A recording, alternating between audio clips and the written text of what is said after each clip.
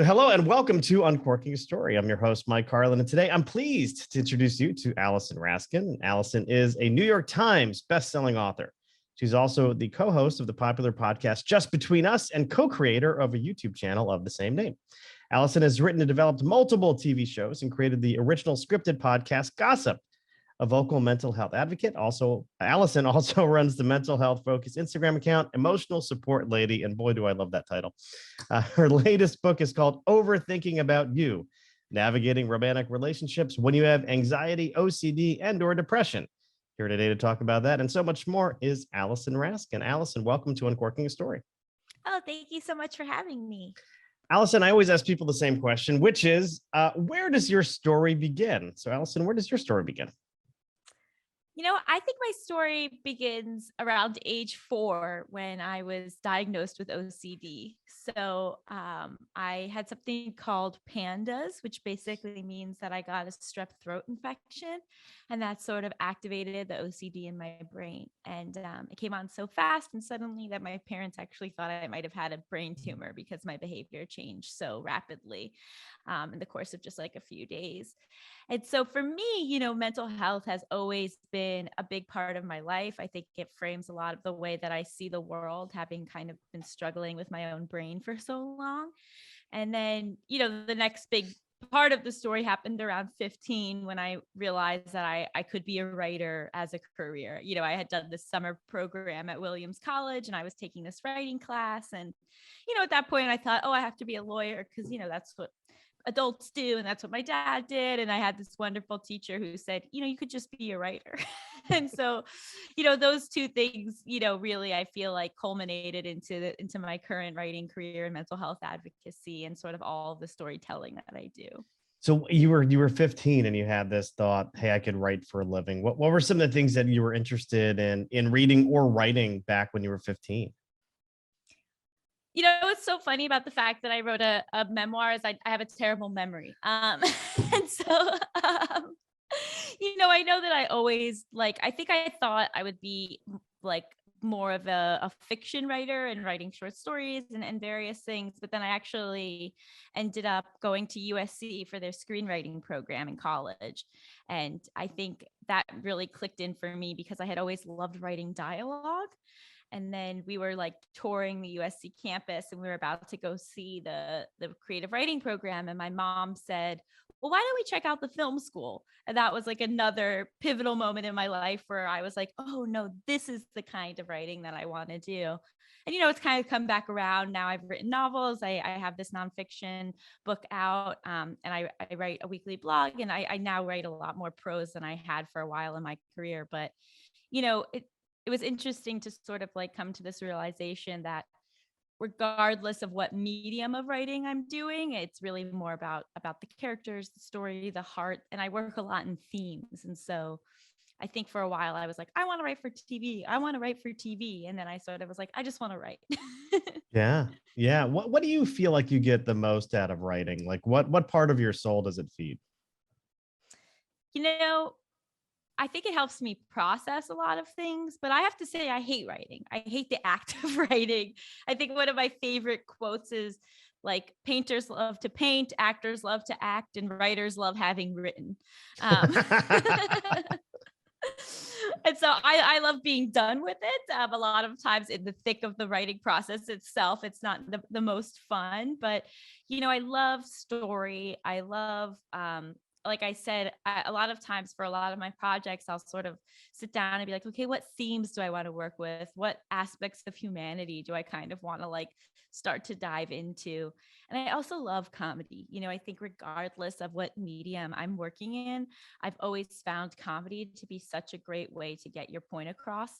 For me as a writer, I'm always trying to say okay, what do I want this to leave the reader with or the viewer with? What are the takeaways? What message am I saying? Because I think sometimes you watch something and you go, okay, but what is the point of view here? How am I supposed to feel about these characters? How am I supposed to feel about this situation? And as a consumer, I always find that really frustrating because as a creator, I'm always trying to there's always a purpose for why I'm writing the thing that I'm writing. And I'm trying to either get people to think about things in a different way or feel less alone or see the levity in something that maybe they haven't seen before. And so I think that that's something that really drives me.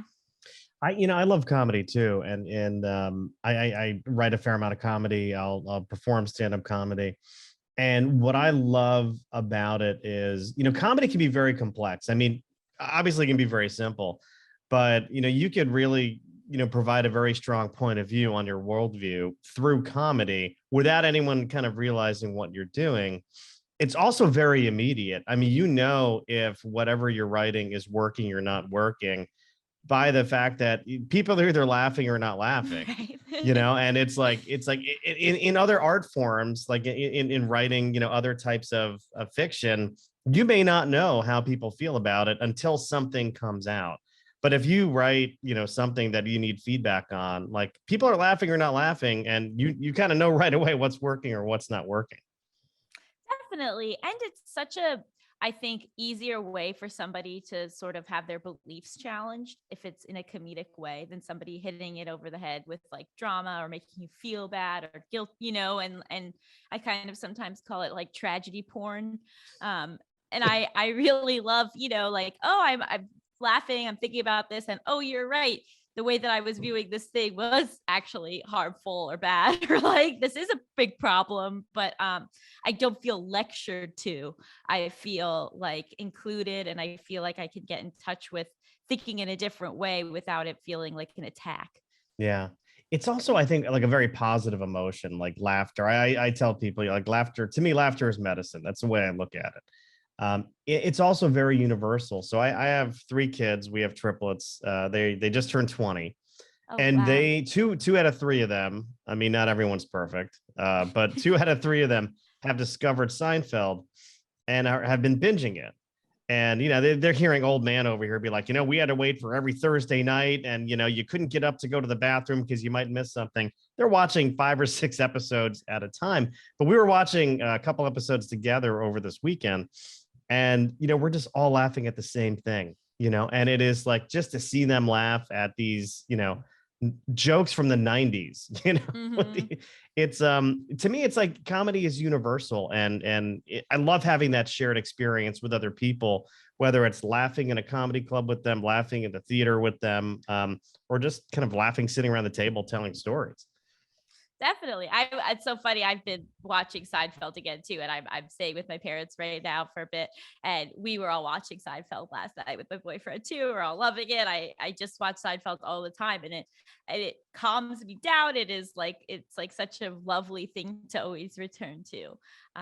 Because those characters are great. Is there some stuff that is like dated and no longer would be hopefully on TV? Yeah, of course. But the basics of like these humans and the way that they interact with each other, I mean, it's comedy gold. Yeah, I actually I spoiler alerted the other night, and I'm like, oh yeah, my son went to the Yankees game the other night, and I'm like, did you see George Costanza there? The assistant to the traveling secretary. He's like, what are you talking about? I'm like, George, he works for the Yankees. He's like, I haven't gotten there yet. I'm like, oh, I'm sorry. I'm sorry. End of season 5. You're gonna love that episode. But well, tell me about this latest book of yours. I'm curious about it because connections between romance and mental health are kind of up my alley, for a number of reasons. But tell me, what was the sort of the spark or the inspiration behind this latest book? Yeah, so I really struggled to date in a healthy way for the majority of my life. Like this was like, I was always struggling with my mental health, but this was like one area where I really felt out of control. I felt like it would exacerbate the worst parts of me. I felt like I like lost all willpower, that I was constantly on this roller coaster of emotions, and that it took up so much of my brain power. And then I realized a few years ago that I was kind of showing up in a different way, that like all of this work I had done on myself was actually having this great impact in my ability to date and engage in relationships in this new way that was like way less detrimental to my mental health and also made it so I could have healthier relationships. And I sort of was like, well, this is like an interesting transformation. It feels like maybe this would be helpful to share with other people, because I think we have this like assumption that we should naturally know how to date. We should naturally know how to have these like complex and vulnerable relationships with other people. And that if you're not able to do that, then something's wrong with you, versus like, oh, this is like this kind of scariest aspect of life. And then if you're also struggling with your mental health, it's going to be even more of a challenge. And so I decided to sort of tell my own story, but then really interweave a lot of expert interviews with mental health professionals, dating coaches, couples, to sort of really blow out the book, so that it's not just like my story, but like an actual roadmap with like tangible advice and tricks for people, so that they could like go into the dating world, go into their relationships with a little more confidence and tools to navigate it. Yeah, and dating is one of those things where there's no, I mean, no one really prepares you for it. And any preparation you have is like fake, right? You know, it's whatever you see on TV. You know, especially when you first start dating. I mean, gosh, I haven't dated since 1992, which is, you know, the year I met the woman who would become my wife. And I'm sure dating is a lot different now than it was then. But I mean, if I just, you know, got on my DeLorean, went back in time, I didn't know anything about dating. I mean, you know, I didn't know anything about boundaries and you know, being vulnerable and sharing my feelings. And I probably still don't know enough about that. But so I mean, what is it like dating now? I mean, just paint a picture of that for me, because you know, that's something I have like zero frame of reference for, except I hear things about apps all the time. I think dating now is both good and bad. And I'd say good because the dating apps allow you to just interact with far more people than you would otherwise, right? You're meeting people that are outside of your social circle, outside of your work circle.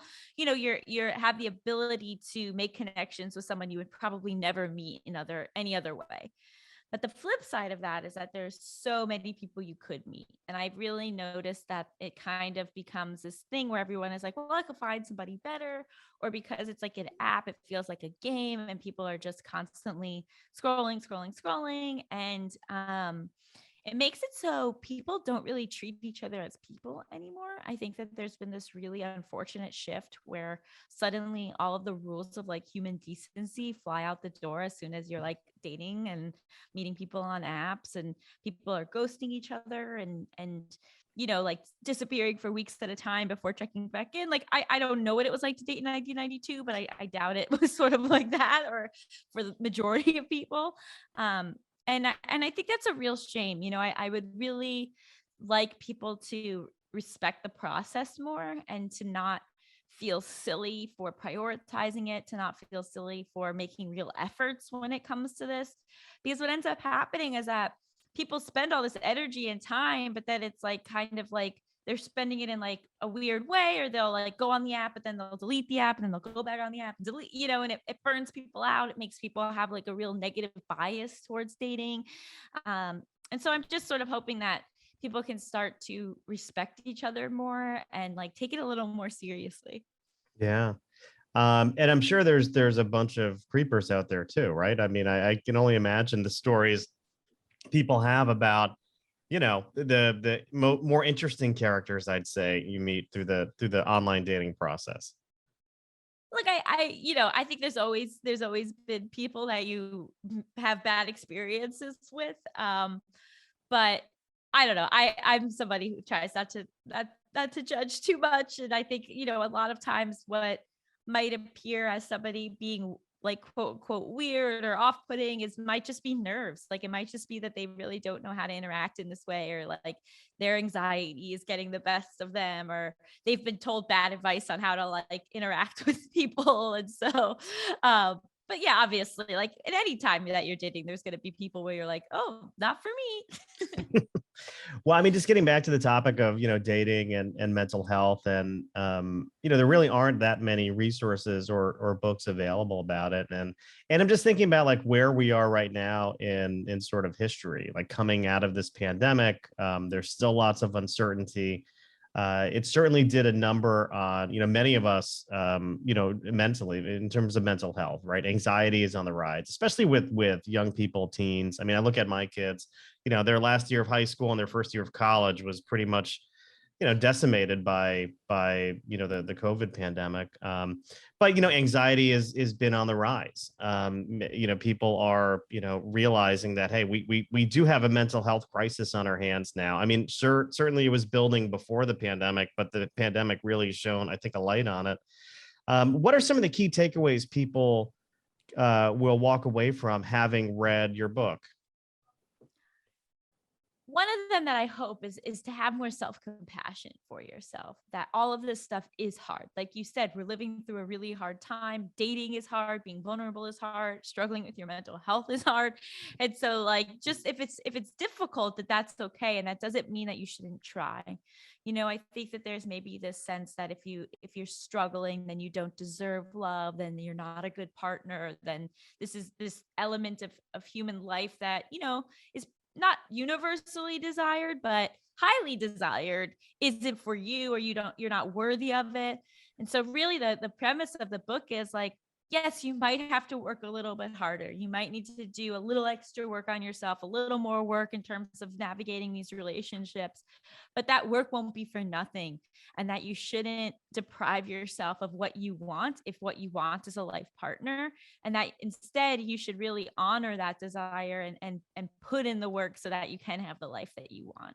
Yeah, I mean, going into a relationship or trying to find a relationship where you have your own doubts about yourself, like if you're not kind to yourself, and you don't really understand what your needs are, you're never going to be able to voice those needs to somebody else. And I think the danger there is winding up in almost a codependent relationship where you kind of lose yourself in the relationship and just kind of wind up serving someone else. And that's, not necessarily speaking from experience here, but that could be a recipe for disaster, if you will.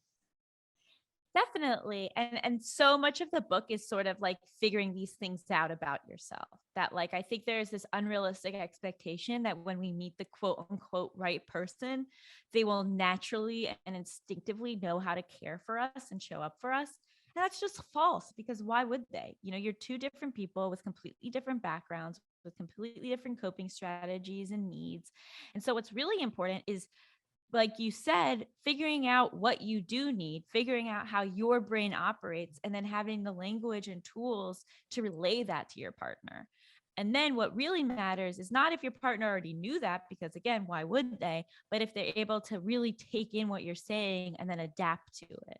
So if I like to use the example of, maybe with your anxiety, you're somebody who it gets really stressful for you on an anxious day to have to think about dinner. So it's really helpful to say to your partner, hey, I'm having a really anxious day. Can you take care of dinner tonight? But if you don't say that to your partner, they might be like, oh, she's anxious today. I'll bring her flowers, and you're like, flowers, I need dinner. But how would they know that if you didn't tell them?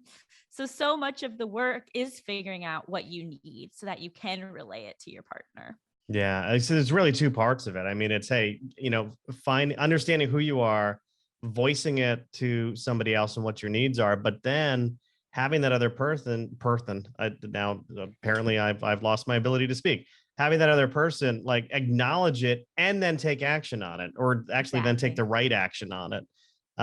That's where I think a lot of things, again, not speaking from experience, but that's where some things can certainly fall apart, is when somebody acts in a way that's not sort of in line with, what the other person needs or has even said that they needed.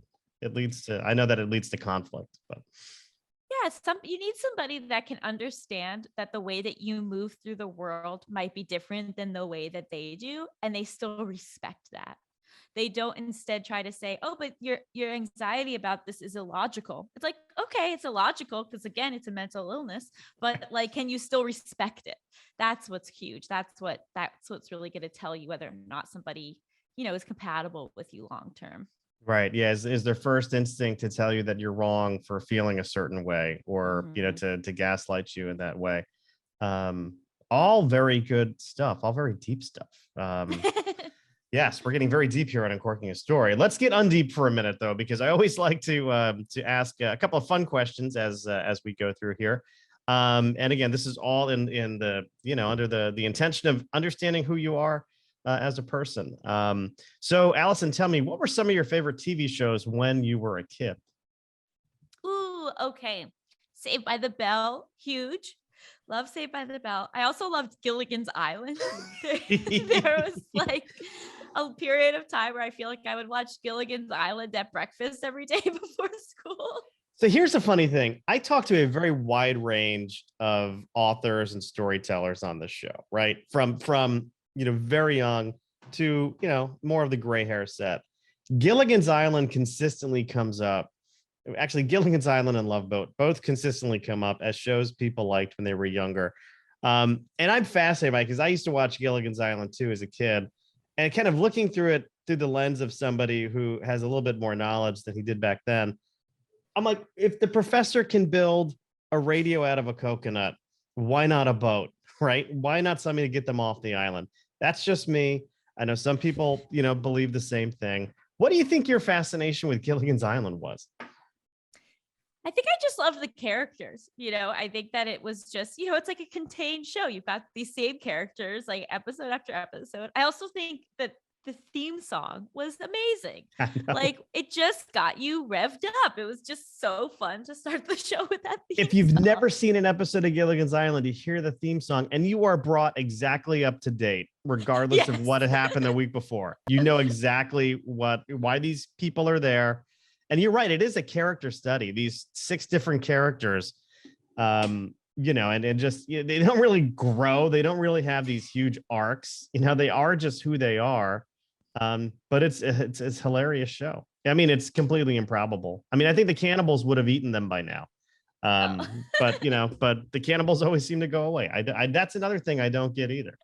But I can't not talk about Saved by the Bell either because Zach Morris, just that whole show. I used to watch it. I love that show. Like that and Beverly Hills 90210 are like my guilty pleasures of life. I never watched 90210. I think that was my sister. She's a couple of years older than me, and so she watched it. Well, for whatever reason, I missed that boat. Tiffany Amber Thiessen wound up on 90210. I mean, she did? Oh my gosh, you didn't know this? Yes, Tiffany Amber Thiessen was on Beverly Hills 90210. She was amazing. Talk about somebody so captivating on screen. Kelly Kapowski. Come on. Yeah. Wow. Okay. Well, there you go. All right. How about this? If we were going through your phone or your playlists, so what are some of your favorite musical artists that we might find on your favorite playlists? Okay, so I'm a pop punk girl. I love Blink-182. I love All American Rejects, and then I'm a Taylor Swift mega fan. I also really like Carly Rae Jepsen. Oh goodness, oh my God, you know who I love? I love Bowling for Soup, and I feel like they don't get the recognition that they deserve. You see, now there's always one whenever I ask this question that makes me feel old. I've never heard of Bowling for Soup. How would you describe Bowling for Soup? Somebody who's never heard them.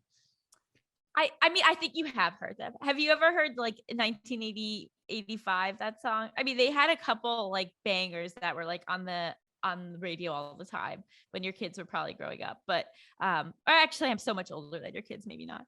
I won't ask you to sing it for me, but hum the melody. I don't know. It's like pop punk, but like it's like more poppy than punk.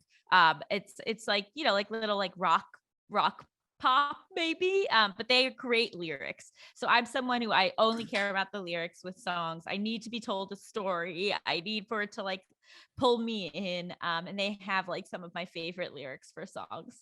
There you go. Well, that explains Taylor Swift. I mean, she is a true storyteller in her songs. That is for sure. Even after she left country and went more pop, those songs are still very storytellish.